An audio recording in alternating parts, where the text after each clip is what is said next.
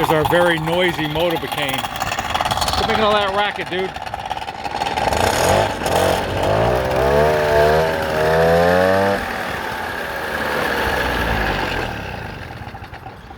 All right, haven't had an update on the Motobecane, right? 19, what did I say? 79, 50V Motobecane. What have I done to it since you guys seen it last? So, let's see. I tried to use a proper speedometer part in here, right? And it didn't work.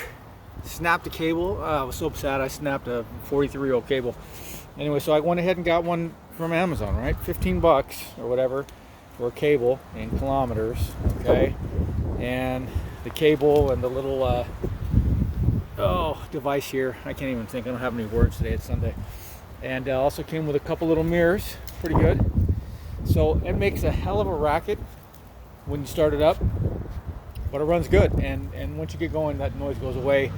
You know, I was talking to somebody at Treats, Dana at Treats, and he was saying every one of these things that I had sounded like it was going to explode.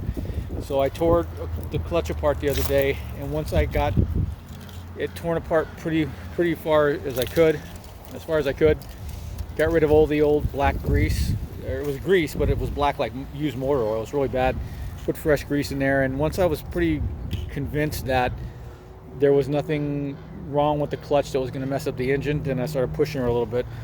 So I went about 10 miles, 17 kilometers, right?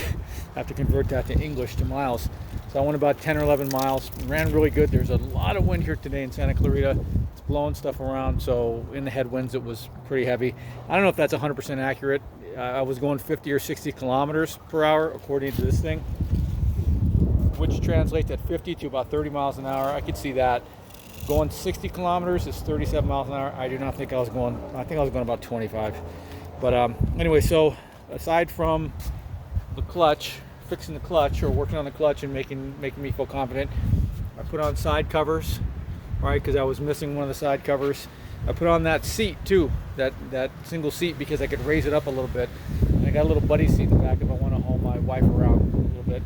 Like I said, the speedometer, I left the old speedometer on there, the old Hurrit, in case one day I want to be able to come back and fix it. So I was going to take it off. My wife says, leave it on. I'm like, you know what? You're right. Let me leave it alone because these things are rare and I don't want to break it.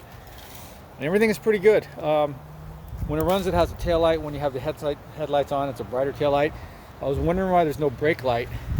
And I kind of saw in here that one of the wires for the brake light, and I don't know if both levers are wired for it, but sometimes, like on Sid, only one of them seems to work. This one's not going to work at all because you got a separate cable, and so I didn't even notice that. Hear the wind picking up, but that'll be something I'll work on later. But for now, I am really happy with the way that Frenchie runs.